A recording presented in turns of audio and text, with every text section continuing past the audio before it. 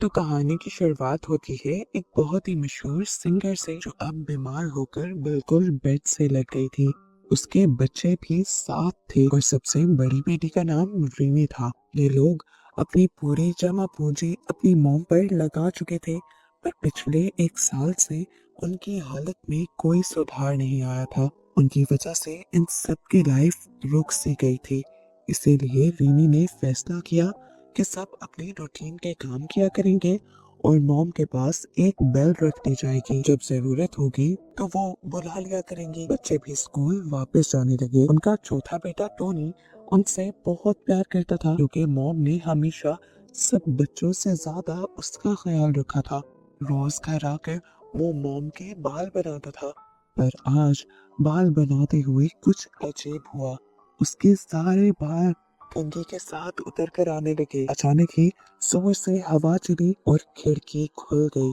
बिना डरे उसने जब खिड़की बंद की तो देखा कि मोम बहुत डरते हुए खिड़की को देख रही थी, जैसे वहां पर उन्होंने कोई भूत देख लिया हो। वो भी डर कर फिर चला जाता है। अगले दिन दोपहर में भी ऐसा ही सीन होता है। रिनी जब मॉम को खाना देने के लिए आती है तो देखती है कि मॉम की आंखें छत के कोने को घूर रही थी और डर भी रही थी। रेनी जब जाने लगी तो मॉम ने उसे रोकने के लिए सारे बर्तन गिरा दिए और जोर जोर से बैल बजाने लगी। पर रेनी को लगा कि मॉम की हालत ज्यादा खराब है, इस वजह से वो पैनिक कर रही है। इसलिए वो दोबारा मॉम को मेडिसिन देकर सुला देती है। खाने के टेबल पर बात करते हुए टोनी ने भी रेनी को बताया कि कल मॉम बहुत ज्यादा डर रही थी खिड़की को देखकर। रेनी ने तो आज खुद भी नोट किया था, इसलिए वो जाकर अपने डैड से कहती है कि हमें ये घर छोड़ देना चाहिए, पर डैड ऐसा करने से मना कर देते हैं। आधी रात में रिनी देखती है कि डैड उसकी मॉम के साथ कोई सीक्रेट बातें कर रहे थे और उसके जाते ही चुप हो गए। रिनी भी वापस अपने रूम में चली जाती है और सो जाती है। आधी रात में उसकी आंख खुलती है मॉम की बेल से। जब वो अपनी मॉम को चेक करने के लिए उनके रूम में गई तो देखा कि मॉम अपने ऊपर बड़ा सा सफेद कपड़ा डाले खिड़की के पास खड़ी थी। वो हैरान भी हुई और खुश भी। उसे लगा कि मॉम ठीक हो गई है और चलने फिरने के काबिल भी हो गई है। लेकिन जैसे ही उसने मॉम के कंधे पर हाथ लगाया तो दोबारा बेल जोर जोर से बजने लगी। उसने देखा कि मॉम इस टाइम बेड पर थी और ये देखकर वो बहुत ज्यादा डर गई। जब उसने पीछे मुड़कर वापस देखा, जो औरत पहले खिड़की के पास खड़ी थी वो भी यहाँ नहीं थी। ये देखते ही डर कर उसकी आंख खुल जाती है और पता चलता है कि बस ये उसका एक डरावना ख्वाब था। आंख खुलते ही उसे मॉम के कमरे से सच में घंटी की आवाज आती है। वो मॉम के कमरे में गई तो सब कुछ बिल्कुल उसके ख्वाब जैसा था। मॉम खुद उठकर खिड़की के सामने खड़ी हुई थी। उसने जल्दी से बेड पर देखा, बेड पर मॉम नहीं थी। इसका मतलब था कि खिड़की के पास जो खड़ा था वो सच में उसकी मॉम ही थी। वो जाकर जैसे ही अपनी मॉम को टच करती है तो उसकी मॉम उसी के हाथों में गिर जाती है और तड़प तड़प कर उसी टाइम मर जाती है। अगले दिन उनका फ्यूनरल भी हो जाता है और सबको लगता है कि अब सब कुछ ठीक हो जाएगा, नॉर्मल हो जाएगा, पर ऐसा नहीं होता। रिनी का पांचवा भाई आधी रात में उठता है तो अपने घर के पास वाले ग्रेवयार्ड के अंदर एक साया दिखता है और जोर से चिल्ला देता है। दूसरी तरफ टोनी को भी मॉम के ही कमरे से उनकी बेल की आवाज सुनाई देती है। टोनी अपने मॉम के रूम में गया तो लाइट ऑन करते ही उसने देखा कि घंटी हवा में खुद ही हिल रही थी। ये देखकर वो इतना ज्यादा डर गया कि आकर अपने बिस्तर में छुप गया। अगली सुबह जब वो उठा और रोज के मुताबिक जब उसने रेडियो ऑन किया तो रेडियो में भी गाने के बजाय घंटी की ही आवाज सुनाई देने लगी। डरकर वो रेडियो बंद कर देता है, लेकिन अगले ही पल वो देखता है कि उसकी मॉम का कॉम यानी कंघा उसके हाथ में आ गया था, जिससे वो अपनी मॉम के बाल बनाया करता था। डरकर वो उसे भी छोड़ देता है। डरते हुए उसने लाइट ऑन की तो लाइट के ऑन होते ही रेडियो में से बेल की आवाज पे आना बंद हो गई और कमरे में से वो कंघी भी गायब हो गई। टोनी को लगा कि जरूर उसकी मॉम की चीजें हैं और उसकी मॉम इन चीजों के बगैर अपनी आखिरी मंजिल में आराम नहीं कर पा रही। इसलिए अगले दिन जाकर वो इन सारी चीजों को अपनी मॉम के ग्रेव में उनके साथ दफन कराता है। इधर रात में टोनी के दोनों छोटे भाई वॉशरूम जाने के लिए उठते हैं। उन्हें रास्ते में लगी अपनी मॉम की पिक्चर से बहुत ज्यादा डर लगा करता था, तो इन्होंने फैसला किया कि ये लोग अपनी मॉम की पिक्चर को ढक देंगे। एक बड़ी सी चादर लेकर ये लोग अपनी मॉम की फोटो की तरफ उछालते हैं, लेकिन चादर गिरती है तो फोटो के बजाय किसी अनदेखी चीज को ढक देती है, जैसे यहाँ पर कोई इंसान या भूत हो। ये देखकर दोनों डरकर जोर जोर से चिल्लाने लग जाते हैं। और जब इनकी चीखें सुनकर बाकी सब लोग यहाँ पर आते हैं तो देखते हैं कि यहाँ पर सब कुछ नॉर्मल था और वो चादर तस्वीर के ऊपर ही गिरी हुई थी। लेकिन बच्चे बताते हैं कि हमने खुद देखा है यहाँ पर कोई और था जो हमारी तरफ बढ़ भी रहा था। रीनी काफी ज्यादा परेशान हो जाती है और समझ जाती है कि उनकी मॉम ही मरने के बाद आजाद नहीं हुई और इसी घर में घूम रही है।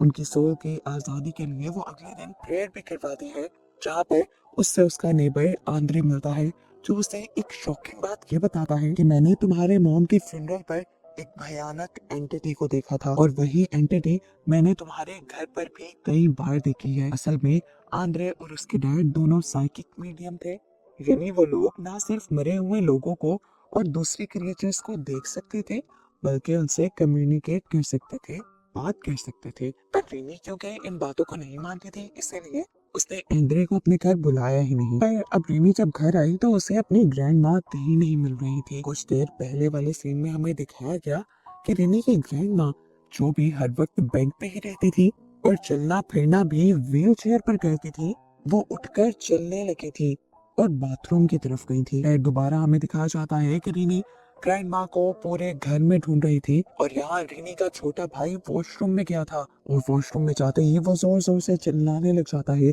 रीनी और उसकी पूरी फैमिली उसे चेक करने के लिए आते हैं तो वो बताता है कि ग्रैंड माँ कुएं के अंदर है। उन्होंने कुएं के अंदर जंप करके अपनी जान दे दी है। ग्रैंड माँ की डेड बॉडी को ये लोग बाहर निकाल लेते हैं और उनका फ्यूनरल भी हो जाता है। पर वो बच्चा जिसने ग्रैंड माँ की लाश को कुएं के अंदर देखा था, वो बिल्कुल सदमे में चला जाता है और कई दिन तक तो वो बुखार में ही तड़पता रहता है। रीनी भी काफी डिप्रेस हो चुकी थी अपने घर में होने वाली दो मौत की वजह से। वो दुख में ग्रैंड माँ का कमरा देख ही रही होती है कि उसे टेबल पर एक लेटर मिलता है। ये लेटर किसी तांत्रिक के लिए लिखा गया था। ये लेटर देखकर रीनी को लगता है कि यहाँ पर जो सब कुछ हो रहा है शायद उसके पीछे कोई और ही बहुत बड़ा राज हो, जैसा आंद्रे कह रहा था। और क्या पता ये राज यही तांत्रिक जानता हो। रिनी जानना चाहती थी कि आखिर उसके घर के साथ हो क्या रहा है, इसीलिए आंद्रे की मदद लेते हुए वो लेटर पे लिखे हुए तांत्रिक के एड्रेस पर चली जाती है। रिनी उसे अपना इंट्रोडक्शन करवाती है और उसे वो लेटर दिखाती है जो उसके ग्रैंड माँ ने लिखा था। ये लेटर देखकर वो आदमी इन्हें घर के अंदर बुला लेता है और बताता है कि मैं और तुम्हारी ग्रैंड माँ बचपन के बहुत अच्छे दोस्त थे। मैं तुम्हारी ग्रैंड माँ से शादी करना चाहता था, पर हमारी शादी नहीं हो पाई, लेकिन इसके बावजूद भी हमारी दोस्ती कभी खत्म नहीं हुई। मैं तुम्हारे घर आता जाता रहता था। अब मैं एक साइकिक था। अपने इर्द गिर्द होने वाली सारी सुपरनेचुरल चीजों को मैं सेंस कर लेता था। मैं ये बात जानता था कि तुम्हारी मॉम माँ नहीं बन सकती, लेकिन फिर जब मैं सालों बाद तुम्हारे घर आया तो उसके पास 4 बच्चे थे और मुझे ये बात पता चल गई कि उसने ये 4 बच्चे एक रिचुअल करके हासिल किए हैं, एक जादू से हासिल किए हैं। पर वो नहीं जानती थी कि ये जादू एक अच्छा जादू नहीं है, बल्कि शैतान से किया गया एक कॉन्ट्रैक्ट है। ये तांत्रिक रिनी को एक ऐसी बुक देता है जिसमें उस रिचुअल के बारे में सब कुछ लिखा हुआ था जो उसकी मॉम ने किया था। घर आकर रिनी और उसका भाई ये किताब पढ़ने लग जाते हैं और इन्हें पता चलता है कि एक शैतान अपने शैतानी बीजों की मदद से किसी भी औरत को माँ बना सकता है, लेकिन इसके बदले वो औरत के चौथे बेटे को बलि के तौर पर वापस ले भी लेता है। अपना चौथा बच्चा पैदा होने के बाद रेनी को भी इस सारे जादू की सच्चाई पता चल गई थी जब शैतान के कल्ट के मेंबर उसके चौथे बच्चे को लेने के लिए आए थे, जिसका वो बहुत ज्यादा ख्याल भी रखती थी क्योंकि वो जानती थी कि कल्ट के मेंबर उसे ले जाएंगे। उसे लगता था कि ये कल्ट के मेंबर सबसे छोटे बेटे को लेकर जाएंगे, इसलिए वो अपना छोटा बच्चा बदलने के लिए एक के बाद एक बच्चा पैदा करती रही और इस तरह उसके 7 बच्चे हो गए।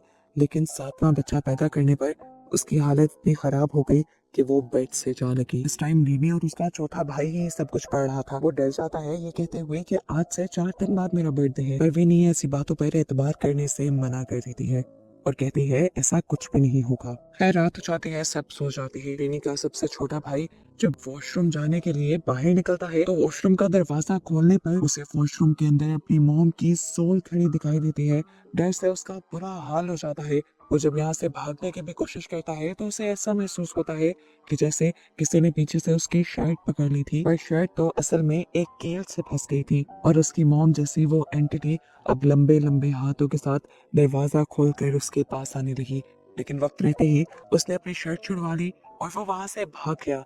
पूरी रात डर के मारे उसने ट्रंक के अंदर छुप कर गुजारी और फिर सुबह को बहुत मुश्किलों से ढूंढने के बाद वो रेनी को ट्रंक में सोया हुआ मिला। रेनी अब अपने भाइयों के लिए बहुत ज्यादा परेशान थी। इन सारी मुश्किलों को दूर करने के लिए वो प्रेयर करने का सोचती है और प्रेयर करते हुए उसे अपने पीछे कोई महसूस होता है और हमें दिखाया जाता है कि वहां पर एक एंटिटी ही थी जिसने रात उसके छोटे भाई को भी तंग किया था। रेनी ने प्रेयर एंड करते ही जब पीछे देखा तो पीछे कोई भी नहीं था, और जब उसने मुंह वापस आगे किया तो वो एंटिटी उसी के स्कार्फ के अंदर आ गई थी। वो इतनी जोर से चिल्लाई कि सारे घर वाले यहाँ आ गए।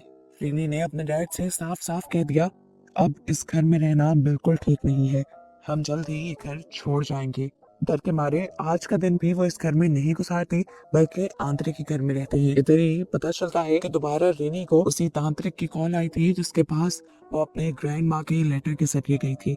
वो रेनी को अर्जेंट अपने घर बुला रहा था, पर रेनी अपने सारे बहन भाइयों को छोड़कर जा नहीं सकती थी। इसलिए रेनी का आंद्रे काम आसान कहता है और कहता है मैं जाकर मिल लेता हूँ। वहां जाने पर तांत्रिक आंद्रे को एक लेटर देता है और कहता है कि इसमें मैंने सब कुछ लिख दिया है, रेनी को कहना कि इसे अच्छे से पढ़ ले।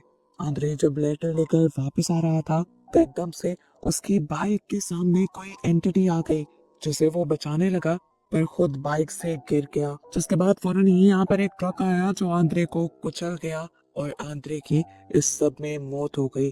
साफ जाहिर था कि तांत्रिक ने जो कुछ भी लिखा था, कोई नहीं चाहता था कि ये सारी बातें रीनी को पता चले। आंद्रे के फ्यूनरल के लिए आंद्रे को घर लाया जाता है और घर आते ही उसके पॉकेट से कुछ गिरता है जिसे रीनी उठा लेती है, और इस तरह तांत्रिक का मैसेज रीनी तक पहुंच जाता है। आधी रात में रीनी अपने घर की जब खिड़कियां बंद कर रही थी तो उसे आंद्रे की सोल घर के बाहर खड़े दिखाई दी। वो डर गई और जब जल्दी से विंडो को बंद करने लगी तो बाहर से किसी ने उसका हाथ पकड़ लिया और पूरी ताकत से वो उसे बाहर खींचने लगा।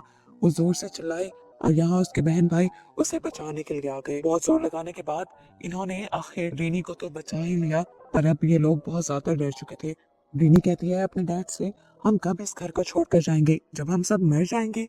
डैड उन्हें तसल्ली देते हैं कि सुबह होते ही वो घर को छोड़ देंगे, और रात रात में भी बहुत कुछ बुरा हो जाता है। टोनी जब अपने सबसे छोटे भाई को लेकर वॉशरूम के लिए जाता है तो एकदम से वॉशरूम का दरवाजा अंदर से लॉक हो जाता है। शोर मचाकर वो सबको यहाँ पर बुला लेता है पर दरवाजा नहीं खुलता। रिनी के डैड को ये दरवाजा तोड़ना पड़ता है और अंदर जाने पर उन्हें अपना बेटा कहीं पर भी नहीं दिखता। उसके बेटे को किसी ने उठाकर कुएं में फेंक दिया था। अपने बेटे की जान बचाने के लिए फौरन रिनी के डैड कुएं में जंप कर देते हैं और अपने बेटे को लेकर बाहर निकल आए। बारिश भी बाहर बहुत तेज शुरू हो गई थी और रिनी ने नोटिस किया कि उनके घर के बाहर बहुत सारे काले कपड़े पहने लोग खड़े थे और इनको बारिश की भी कोई परवाह नहीं थी। रीनी और उसके डैड जानते थे कि ये सैटन स्लेव है, शैतान के गुलाम है, जो उनके सबसे छोटे भाई को यानी छोटे बेटे को लेने के लिए आए हैं शैतान की बलि के तौर पर कोई भी बाप अपने बेटे को कल्ट के हवाले नहीं करता। रिनी के डैड भी बिल्कुल ऐसा ही करते हैं और घर के सारे खिड़कियां दरवाजे बंद करवा देते हैं। पर अगले ही पल उनके ग्रैंड माँ की चेयर खुद ब खुद चलने लगती है और हवा में उछलकर रेनी के डैड की तरफ गिरते हैं उसे मारने के लिए। रेनी के डैड अपने आप को और अपने पास मौजूद दो बच्चों को बचाने के लिए कॉरिडोर के अंदर चले जाते हैं और तभी एक और टेबल उड़ते हुए उनकी तरफ आने की कोशिश करता है। ये सब कोई ना दिखने वाली एंटिटी कर रही थी, वो जानते थे। इससे बचने के लिए वो जब कॉरिडोर का दरवाजा बंद करते हैं तो ये दोनों दरवाजे लॉक हो जाते हैं, जिन्हें रेनी के डैड बार बार खोलने की कोशिश करते हैं पर दरवाजा नहीं खुलता। बाहर हमें फाइनली उस एंटिटी को दिखाया जाता है जो काले कपड़ों में यहाँ खड़ा था। वही ये सब कुछ कर रहा था। उसे देखकर छोटे बेटे ने छुपने की कोशिश की पर उस एंटिटी ने पूरी ताकत दिखाते हुए उसे अपनी तरफ खींच लिया। उसके दूसरे भाई ने जब ये देखा तो अपने भाई को बचाने के लिए उसने उसे पकड़ने की कोशिश की पर वो भी नाकाम हो गया। शैतान उसे यहाँ पर ही फेंक कर खुद बाहर चला गया। जिसके बाद कॉरिडोर के भी दरवाजे खुल गए और ये लोग जब बाहर आए तो देखा कि इनका बेटा जा चुका था। इन्हें बहुत ज्यादा दुख हुआ, पर अब इन्हें ये भी पता था कि अब वो शैतान इन्हें तंग नहीं करेगा क्योंकि उनका मकसद पूरा हो गया है। रिनी के डैड बेचारे बाहर खड़े उन सर्टन स्लेव्स को देखते रहते हैं जो कि उनके घर के बाहर लाल रंग के बीज फेंक जाते हैं। अगले दिन यही बीज रिनी देखती है पर रिनी ये अंदाजा नहीं लगा पाती कि इन बीजों का मतलब क्या था। पर अगली रात इनकी सोच के उलट दोबारा इनके साथ बुरा होने लगा। वो सेकंड स्लेव्स दोबारा इनके घर के बाहर आ गए क्योंकि उन्होंने इनके चौथे बेटे को भी हासिल करना था। आज तो वो जबरदस्ती करने लगे थे, जबरदस्ती इस घर में घुसने वाले थे। विनी, उसके डैड और सब लोग जबरदस्ती दरवाजे को बंद रखने की कोशिश करते हैं और इतने में इन्हें घर के पिछले दरवाजे पर किसी की आवाज सुनाई देती है। पता चलता है ये वही तांत्रिक थे जो इनकी जान बचाने के लिए आए थे। विनी के डैड अपने सारे बच्चों को उनकी गाड़ी की तरफ बढ़ने को कहते हैं और फिर खुद भी जब बाहर की तरफ भागने लगते हैं तो देखते हैं कि दरवाजा अभी भी किसी ने रोका हुआ था। ये रीनी की ग्रैंडमा की सोल थी जो अपनी फैमिली को बचा रही थी और उन्होंने अपनी जान भी इसी मकसद से दी थी कि वो मरने के बाद इन शैतानों से लड़ने की पावर हासिल कर सके। ये देखते हुए रीनी के डैड जल्दी से जाकर तांत्रिक के साथ उनकी गाड़ी में बैठ जाते हैं और फाइनली ये जगह छोड़ जाते हैं। अब इन्हें लगा था कि सारे खतरे दूर हो गए, पर शैतान कभी भी अपना मकसद पूरा होने से पहले किसी की भी जान नहीं छोड़ते। इन्होंने कुछ ही अरसा शहर के नए घर में सुकून का गुजारा था, तभी इनके यहाँ एक नई नेबर आ गई। ये नेबर हर रोज इनके घर कुछ ना कुछ पका कर लाती थी। इन्हें नहीं पता था कि ये भी सेकंड स्लेव है, जो कि उसके घर पर भी वही शैतानी बीज थे जो शैतानी पावर्स को बढ़ाने के काम आते हैं और जिसके जरिए शैतान इंसानों से अपने बच्चे पैदा करवाते हैं। यानी रीनी की फैमिली के ऊपर अभी भी उससे भी बड़ा खतरा आने वाला था जिससे वो लड़ाए थे और बस यही